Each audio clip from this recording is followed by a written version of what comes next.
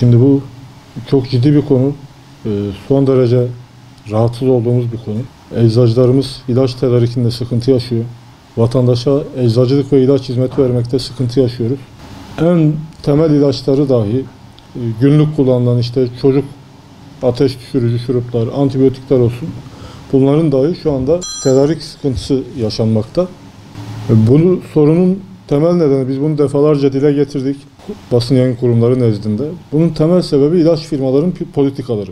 Şimdi ilaç firmaları birkaç ayda bir piyasadan ilaçları çekiyorlar, kısıyorlar, piyasaya ilaç vermiyorlar. Aslına bakarsanız devlete bir nevi şantaj yapıyorlar.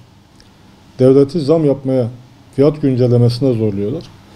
Ve devletimizin de her seferinde buna boyun eğdiğini üzülerek görmekteyiz.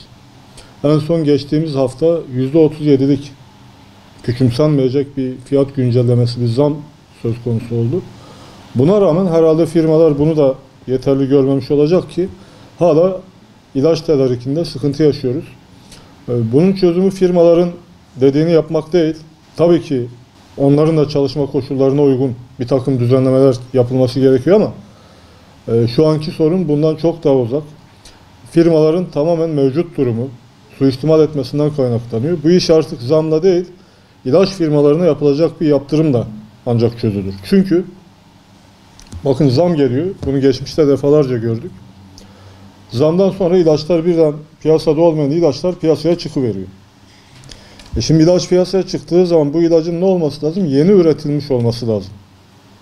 Değil mi? Hani maliyet kurtarmıyorsa maliyeti zam geldikten sonra kurtarıyor ve yeni üretilmiş. Ama piyasaya çıkan ilaçların birçoğu 6 ay atıyorum 7 ay 8 ay önce üretilmiş ilaçlar bir yerden çıkıp piyasaya sürülüyor. Demek ki bunlar bu ilaçları bir stokta bekletiyor. Bir üretim sorunu yok.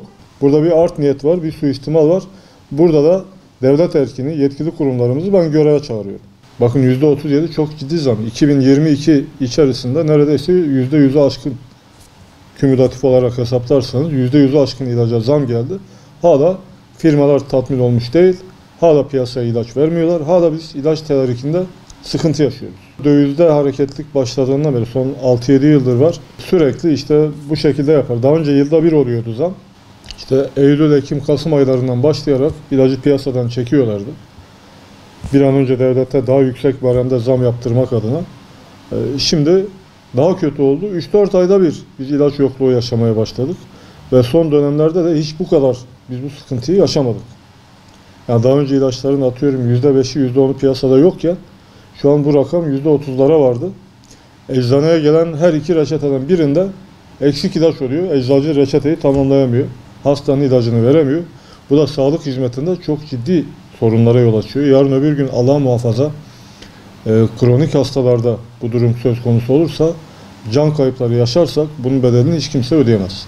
Muhakkak yaşanabilir. Yani şimdi bir ateş düşürücüden dolayı belki çok olmaz ama bir şeker hastasının, bir kalp hastası ilacını almadığı zaman çok riskli sonuçlar ortaya çıkabilir. Belli bir şey yok. Ama şu an ben durumun vehametini anlatmak açısından en kolay bulunabilir ilaçlar nelerdir? Antibiyotiklerdir, ateş düşürücülerdir. Bunların dahi bir kısmı piyasada yoksa demek ki olay çok vahim noktalara gelmiş. Vatandaşımız ilaca ulaşamadı mı, sağlık hizmetine ulaşamadı mı? Bu zaten başlı başına yeterince bir mağduriyet. Sosyal devlet anlayışı gereği ve firmaların, bakın biz buradan görüyoruz, ilaç firmaların suistimalini, art niyetini. Devletimizin de bu konuda sadece zam yaparak değil, bu suistimal eden firmalara gerekli yaptırımları vererek, gözdağı vererek bu sorunu çözmesi gerekiyor. Şimdi eczacımız sürekli hastasıyla karşı karşıya geliyor. Düşünün, siz nöbettesiniz, nöbette çocuğu ateşler içinde yanan 41 derece ateşle gelen vatandaşa siz yok çekti, yok dediğiniz zaman bu eczacı ile vatandaş arasında da istenmeyen sonuçlara yol açabiliyor. Bu sürecin zaten en büyük mağduru vatandaş, vatandaştan sonra en büyük mağduru eczacı. Tabii ki bu yönlerde işte birçok eczacımız nöbet dahi tutmak istemiyor bu yüzden. İlaç sıkıntısı olduğu için, vatandaşla karşı karşıya gelmek istemediği için nöbet tutmak istemeyen eczacılarımız var. Devlet erkini, yetkililerimizi ben buradan göreve çağırıyorum. İlaç firmalarının çok daha sıkı denetlenmesi noktasında. Çünkü bu zor bir denetleme değil. Bugün siz atıyorum bir gıda stoğunu, şeker stoğunu denetlemek biraz zor olabilir. Ama ilaç stoğunu çok rahat denetleyebilirsiniz. Çünkü ilacın Fabrikadan çıkış anından itibaren bütün aşamaları kayıt altında. O ilaç nerede, ne şekilde saklanıyor, bunun takibi çok kolay.